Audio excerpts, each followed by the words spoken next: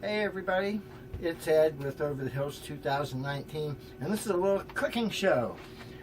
Save money, we've been cooking in bulk, so like we made a lot of goulash one time and then chili, and we're trying something a little bit different this time, maybe a little bit healthier, maybe. But I'm getting to cook some chicken, and Sandy and I together are going to make gumbo. Woohoo! See how it goes. So I'm going to cook some chicken, and Sandy is cutting up onions and the green peppers we need, measuring them out on a recipe she found on the internet for real gumbo. So we'll see. But I am using the boneless, skinless breast, and we may have already messed up because it calls for basically chicken fat, and we don't have that, but we'll see what happens. So I am dicing up some green peppers. We need about 3/4 of a cup to 1 cup of green peppers, and then I will start on the celery, same amount, and some onions, same amount of that, 3/4 of a cup to 1 cup of each of them. 1.5 pounds of chicken. Yeah, about 1.5 pounds. And he's just frying that up. I'm just going to fry it up with some butter and then cut it up. Ed's got about half the chicken done. You can see it sitting over there. He just kind of cut it up into little chunks so it would cook faster. And he is slicing up the smoked sausage now. There's still some more chicken on the stove. You can hear it sizzling in the background. He's starting to cut up the sausage so it can go in next. And I've got my green peppers all chopped up, so now I'm going to move on to the celery. Smoked sausage, grilling, cooking, actually in a frying pan. I'm going to try and get some of the oils out of it, and it gives it a nice brown texture. And right now, I've cooked the chicken. It's cooled off a little bit. It's not bad. And I'm cutting it up into, that's like bite-sized pizzas. I don't know if I'm doing it the right way or the wrong way, but I'm doing it the Ed way, that's for sure. Looks great. Okay, I'm going to give this a stir and get back to cutting chicken. Let's see what's in the pan here. Look at all that sausage. Oh, it smells so good. Some oil so we can make the roux. Now between the chicken, which I fried in a little bit of butter, and some of the juices that were on the plate that I let the chicken cool on, I've returned to the pan. I'm trying to drain a little bit of grease out of the sausage here so we can make our roux. Ooh la roux! I was just going to mention, some of you might be looking at it and saying, dude, you missed chopping up some of the pizzas. No, I didn't. You know, what I like to do with food is, you know, most of it's bite-sized, but isn't it fun every once in a while when you're eating something that you find that extra big chunk that somehow escaped the knife? And absolutely. We have a red onion and a sweet onion, and Ed said he wanted a little bit of both to make the 1 cup of onion that goes in this batch. I've transferred the oils that we were able to gather to a smaller pan so I can have better control over it.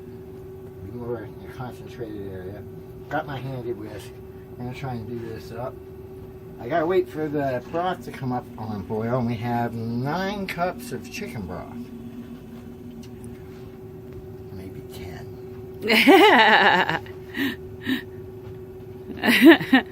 Well, I mean, you know, you want to waste it?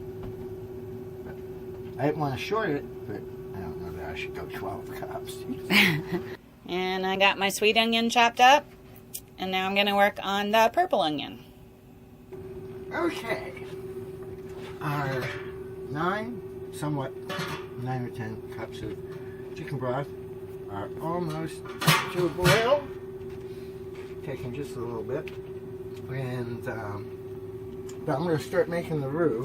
And what I've got here is I've got some flour, kind of a heaping teaspoon, and roughly the same of Cajun seasoning, because we like to do that. And we can add more later to get things flavored. Sandy did a yeoman's job. Everything's chopped up for me, ready to go. The peppers and all that right there, the onions. And so I'm going to like this. I've never done anything like this Roux stuff before. Well, I guess it's not really true, but... so we don't have a lot of oil, and we're just going to wing it, see how it goes. That's part of the fun of it all, isn't it? And to celebrate that we're kind of not doing everything the way the recipe calls for it. You know, one of the best friends you can have in the kitchen when you're doing something like this. Mm-hmm. That always helps. And by the way, this is full of cranberry juice, recycle, reuse, and don't you think it makes things confusing from time to time? So I got this whisk, and that's a Sandy drink, cranberry juice with the whiskey. Yes. And see if I know how to do it here. So I'm just going to put a little bit of this in, stir it around with my whisk.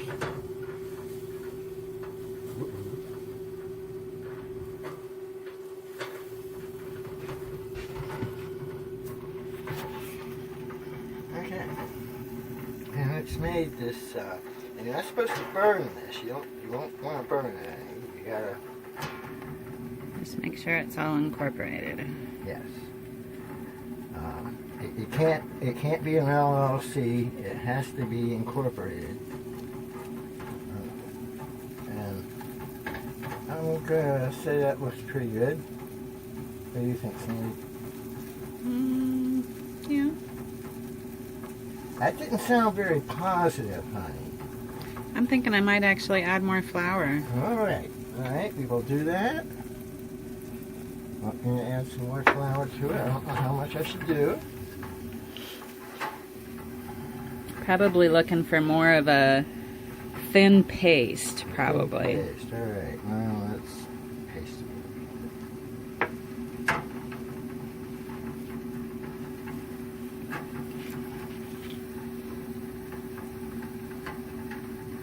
How's that?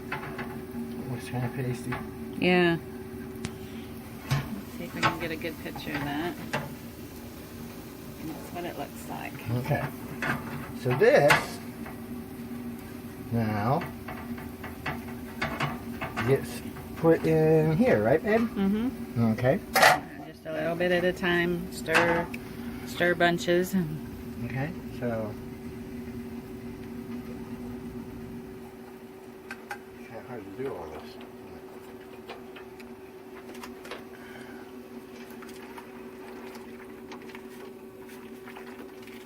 You gotta see down in there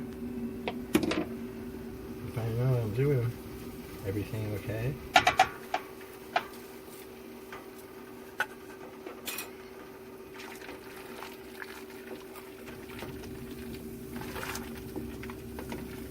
I'd say it's boiling. Say it is. That's all we can see is the boiling.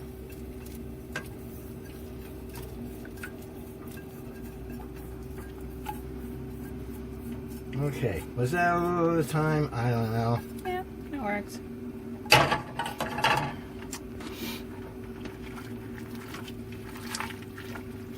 Now the gumbo that we had when we were in Louisiana had it had some tomato sauce in it. I'm sure it did.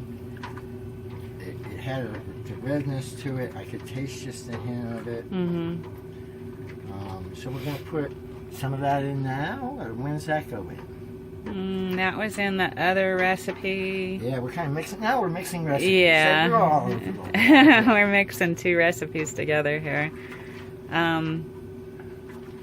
That probably would get added right at the end, I'm thinking, because you don't really want it to break down, and this has to boil for or cook for like an hour. Okay. So everything goes in though? Yes. So these are half a recipe called for like a cup of green onions. A cup of onions, a cup of peppers, and a cup of celery. So we used half Vidalia onions and half purple onions. Yeah. But all the celery and the peppers are in there. Okay. And now we will also introduce the meats. Mm-hmm. And let them. So I got all my sausages. Ouch! I had a little splash off of that. And yeah, sorry. Now I like to take my bowl because I want to get all this stuff, and I just plunge my hand down there. And so, okay, maybe I don't do that. And then we got the chicken, and it's already been all cut up. I did that while Cindy was working on the vegetables, and I stuck it in the refrigerator just because I'm paranoid about poultry. But we're going to throw that in too, and that again was about 1.5 pounds. And then we're going to give this all a little stir. I'm telling you, baby, the first thing that runs through my mind is a tablespoon of Cajun seasoning. It's not going to be enough. No, probably not. But we'll experiment. Oh yeah, we got to put a bay leaf in there. Gotta put the bay leaf in. And a little bit of fresh garlic, I think. Oh. Yeah. Okay. Well, you all don't need to. One of the recipes called for 1 bay leaf. The recipe that we're pretty much following calls for 1 bay leaf. There was another recipe that added the tomato sauce that did 4 bay leaves. So, oh wow, I can smell that from here. So we should do 2. I was thinking 2, yeah. See how we are? This Yeah. is how we go about figuring things out. You just... I need my handy scissors.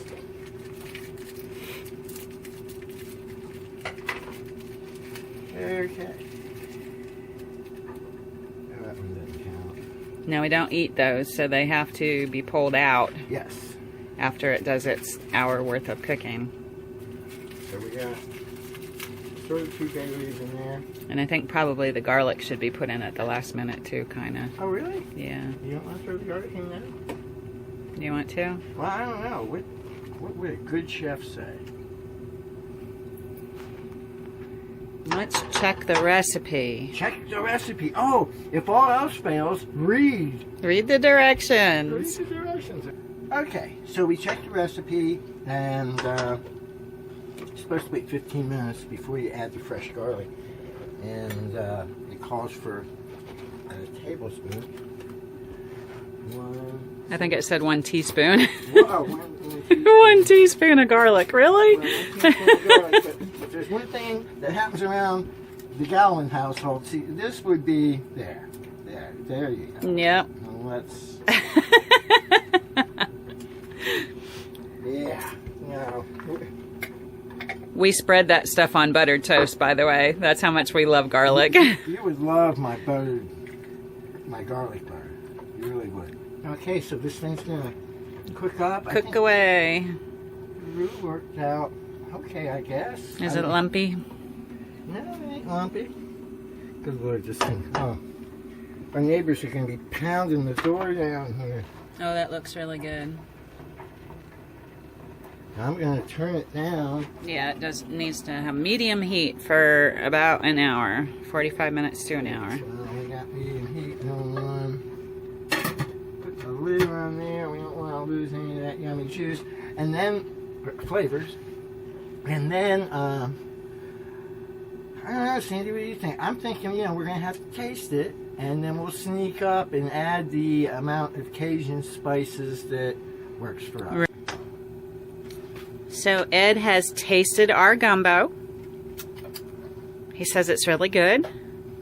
We did end up putting in half a can of tomato sauce, which would be, it was a 15-ounce can, so maybe 6 or 7 ounces of tomato sauce. Yeah, about 6 or 7 ounces. Like I say, that gumbo that we had in Louisiana, I'm sure it had something in it. I even think it was redder than this, But that's fine. I guess we don't want to overdo. No, that looks awesome. I'm even thinking of throwing the rest of the chicken broth in there. I want to waste it. Yeah, go for it. Okay, and then we may need to add some spices again. But, again, the whole point to this is trying to cook in bulk. And we'll go over the cost of what it costs us to do this. But when we did it with the chili, it worked out to like, I think it was $6 a meal per person. No, it was, the chili was about $20 divided by 8 meals. Oh, okay.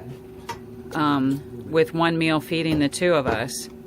So yeah, just a little over $2 a meal, which was awesome. This is probably going to be around $20.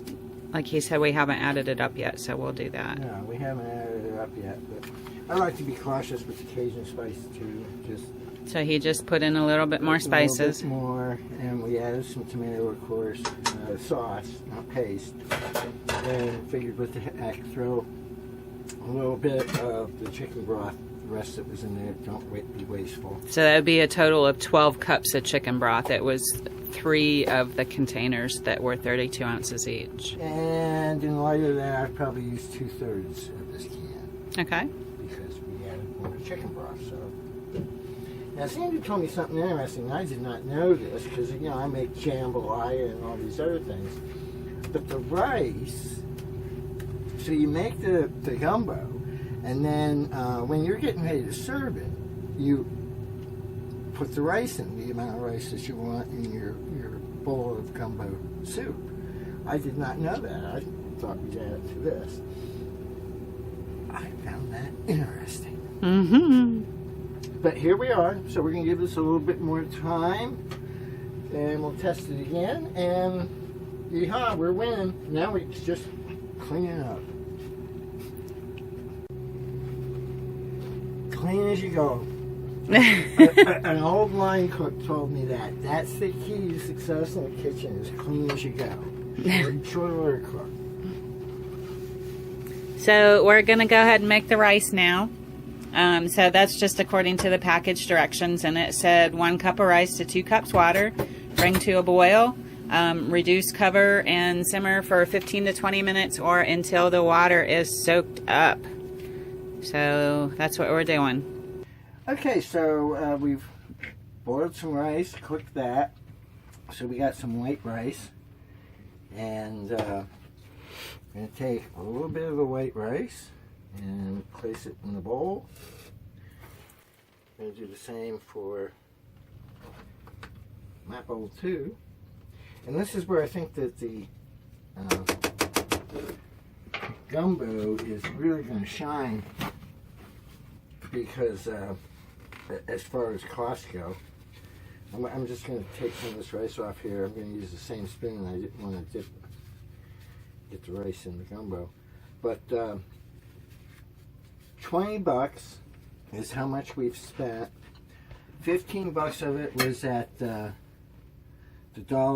Family Dollar store for the ingredients, and $15 at that, and then $4.75 for the chicken at the local grocery store, the Coyote grocery store in Quartzsite. So now I'm just going to take some of this, and we're going to dump it over there. We got to get some liquid going here too. We got to get a lot of that. We got lots of that. So we want that. Get some liquid going. There we go. This is where I remember the gumbo. Now look at that. That's a tremendous meal. This looks and smells really, really good. So it's, the proof is in the tasting, Really hot though.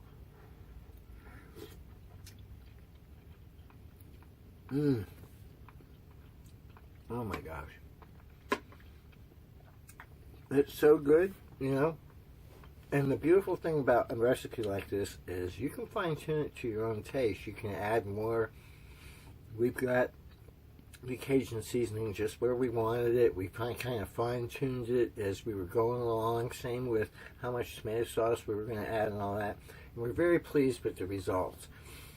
So this will, Sandy, how many meals do you think this will actually work out to be? I'm guessing at least 8 for $20. You can't beat it. Yeah. It's really amazing. And of course, we don't want to eat it every day. We'll freeze some and change it out. And just on a side note, Sandy just brought something up that this is a kind of meal that really can easily be warmed up in a saucepan. So, and you might, depending on where you are with rice, you might need to make some rice too. You use the same saucepan after you set the rice aside. But the point is, you don't have to fire your generator up and those kinds of things. You can just warm it up on the stove just fine. Yum. Mm-hmm. Okay, so a little tangent here, and another one that is tangents, but I want to show you my recipe for garlic butter. We love our garlic, and it's just a lot cheaper to make yourself. Of course, you gotta have Italian bread for your toaster, but you can just toast it in the toaster. I'm going to show you. Now, normally I would use Kerrygold Irish butter.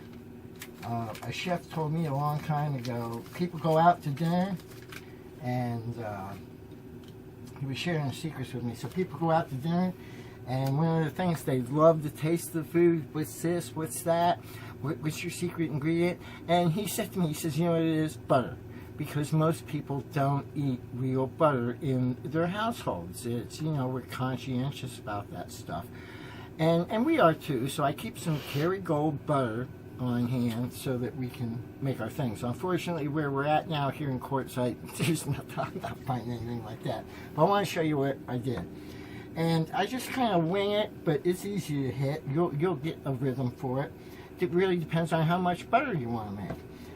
And it keeps, so I don't mind doing this, but you want to put in a little bit of garlic powder.